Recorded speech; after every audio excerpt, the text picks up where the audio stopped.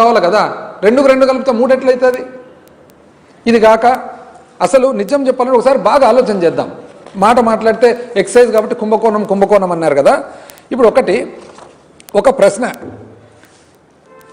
అసలు సిండికేట్ కడితే స్కామా, ప్రభుత్వమే దుకాణాలు నడిపితే స్కామా? ఇప్పుడు మొత్తం ప్రైవేట్ దుకాణాలు, అప్పుడు ప్రభుత్వం అమ్మింది. జనరల్గా ప్రభుత్వం అమ్మితే స్కామ్ అవుతుందా, ప్రైవేట్ వ్యక్తి అమ్మితే స్కామ్ అవుతుందా? ఎక్కడైనా కానీ ప్రభుత్వం అమ్మితే స్కామ్ ఎట్లా అవుతుందండి? నెక్స్ట్ నాసి రకం మందు, ఇప్పుడు 99 రూపాయలకు మందు ఇస్తున్నారు. 120 రూపాయలకు మందు అమ్మినప్పుడు మా ప్రభుత్వంలో దాన్ని నాసి రకం అంటారు. 120 రూపాయలకు నాసి రకం మందు అయితే 99 రూపాయలకు మంచి మందు దొరుకుతుందే. ఇంకోటి, మా టైంలో అమ్మకం తగ్గించినాం. ఎందుకు? అసలు మందు తాగడం మంచిది కాదు, క్రమక్రమంగా తగ్గేయాలా అట్లని చెప్పి రాష్ట్ర ప్రభుత్వం నడవాలంటే ఎంతో అంత ఆదాయం రావాలని చెప్పి అమ్మకం తగ్గిస్తూ కొద్దిగా రేట్లు పెంచి బ్యాలెన్స్ చేసుకొని వచ్చినాం. ఈరోజు మీరు విచ్చలవిడిగా చెప్తే కదా, విచ్చలవిడిగా కూల్ డ్రింక్ షాప్ కంటే ఎక్కువ ఉన్నాయి గ్రామాలలో. మరి అక్కడ స్కామ్ ఉంటుందా, ఇక్కడ స్కామ్ ఉంటుందా? అసలు ఊరు పేరు తెలియని బ్రాండ్లన్నీ మీరా ఇంట్రడ్యూస్ చేసినది. మా టైంలో ఒక్క బ్రాండ్ అని వచ్చిందా? మీరు చెప్తా చూడండి, బ్రాండ్ పేర్లు వాళ్ళు ఉన్నాయి. ప్రెసిడెంట్ మెడలు మేమా పెట్టినది, గవర్నర్ రిజర్వ్ మేమా పెట్టినది, పవర్ స్టార్ మేమా పెట్టినది, లెజెండ్ మేమా పెట్టినది, బ్రిటిష్ అంపైర్ సూపర్ మేమా పెట్టినది, strong premium beer British umpire super మేమా పెట్టినది, సైన్ అవుట్ మేమా పెట్టినది, బీరా 91 మేమా పెట్టినది, కొరియన్ నెపోలియన్, ఇది భలే ఉంది, నెపోలియన్ అంట కొరియన్ అంట, ఇది ఎక్కడో మళ్ళా మేమా పెట్టినది. ఎవరు ఇవన్నీ పెట్టినది? ఎంత అంటే మీ దగ్గర మీడియా పవర్ ఉంది కాబట్టి ఏమంటే అది 2కు 2 కలిపితే 5 అంటే 5, 2కు 2 కలిపితే 3 అంటే 3. మాకు అసలు నోరు తెరవనిస్తుంటున్నాం మమ్మల్ని.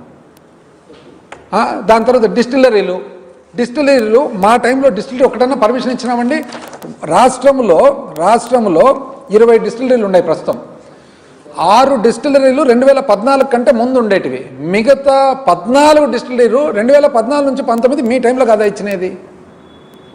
మీ టైంలో ఇచ్చినది 20లో ఒక్కటి కూడా మేము ఇలా. మీరేమో 14 డిస్టిలరీలు ఇచ్చినారు, అంతకుముందు 6 ఉన్నాయి. మేమా స్కాము. బెల్ట్ షాపులు, మేము బెల్ట్ షాపులు లేకుండా చేస్తే మీరు బెల్ట్ షాపులు గోవా కంటే ఓవర్గా పెట్టినారు. మేమా స్కాము. ఇప్పుడు ఇవన్నీ చూసిన తర్వాత ఎక్కడుంది స్కాము అని. ఎంత అన్యాయం అండి. కేవలం ఏదో అదృష్టాన్ని మీరు రాసేతోళ్ళు ఉన్నారు, చెప్పేతోళ్ళు ఉన్నారు కాబట్టి. 43,000 బెల్ట్ షాపులు ఉన్నాయి. ఇప్పుడు అందాజుగా చూస్తే 43,000 బెల్ట్ షాపులు. మీరు నిజం చెప్పాలంటే నాకు తెలిసి మీరు ఉపాధి అనేది ఫుల్ రెగ్యులర్ ఉపాధి, మేము రెగ్యులర్ ఉపాధి ఇచ్చినాం సెక్రటేరియట్ ద్వారా, దాని తర్వాత గవర్నమెంట్ ఉద్యోగాలు, దాని తర్వాత ఆసుపత్రుల్లో ఉద్యోగాలు. మీరు టెంపరీ ఉద్యోగాలు ఇచ్చినారు.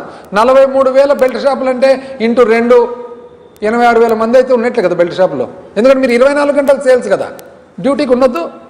2 పగలు పూట ఒకరి డ్యూటీ, రాత్రి పూట ఒకరి డ్యూటీ, 2 43 బెల్ట్ షాప్. ఇది కాక మళ్ళా ప్రతి ఒక్కరు ఏమంటే అప్పు అబ్బా అప్పు ఎంత అప్పు అండి, అబ్బా అప్పు. ఇది చూడదు.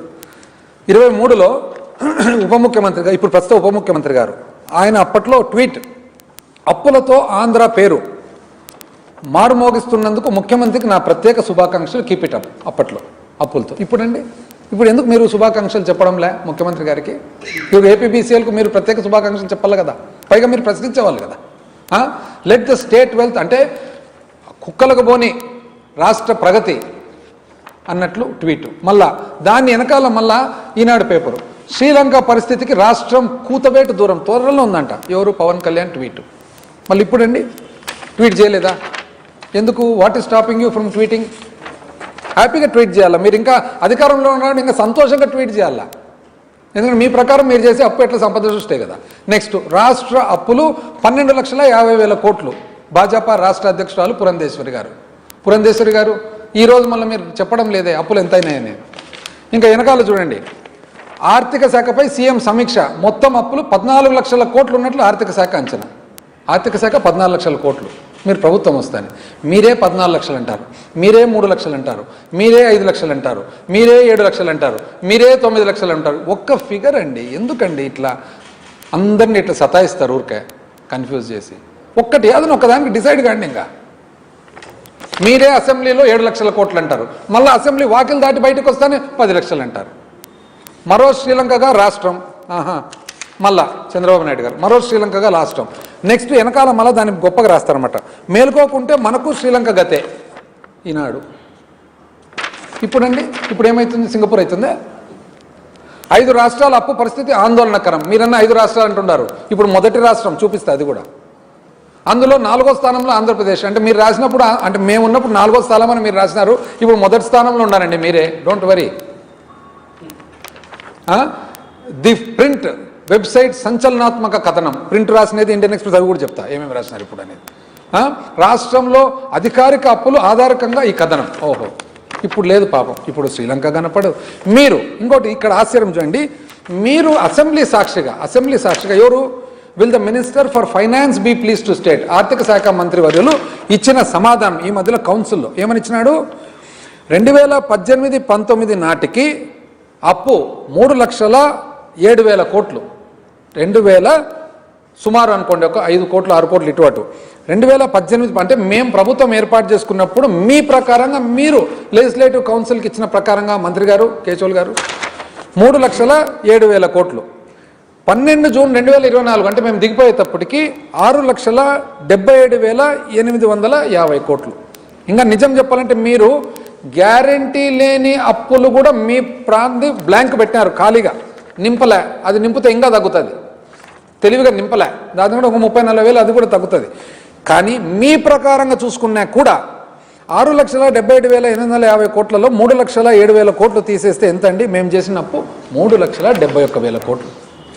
3,71,000 కోట్లు మేము అప్పు చేస్తే దాన్ని అప్పు అప్పు అప్పు శ్రీలంకన్ చేసి మీరు 1.5 సంవత్సరంలో 2,66,000 కోట్లు చేసి మీరాండి చెప్పేది. ఇదో మీరు చెప్తారు కదా రాష్ట్రంలో. ఇప్పుడు కాగ్ రిపోర్ట్ల ప్రకారం ఆంధ్రప్రదేశ్ మొదటి స్థానంలో ఉంది 6 నెలలకు, గత 6 నెలలకు. ఈ సంవత్సరం 63,052 కోట్లు. రెవెన్యూ రాబడులేమో తగ్గిపోయినాయి. మీరు ప్రింట్ అని ఇంగ్లీష్ చెప్తారు కదా, ఇది ప్రింట్, ఇది టైమ్స్ ఆఫ్ ఇండియా.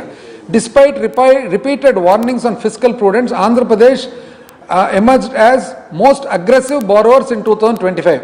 ఇది ఆర్బీఐ రిపోర్ట్ ప్రకారం. ఎవరిది? Times of India. పిఎన్ఎస్ వీళ్ళు చెప్పే ప్రకారం అయితే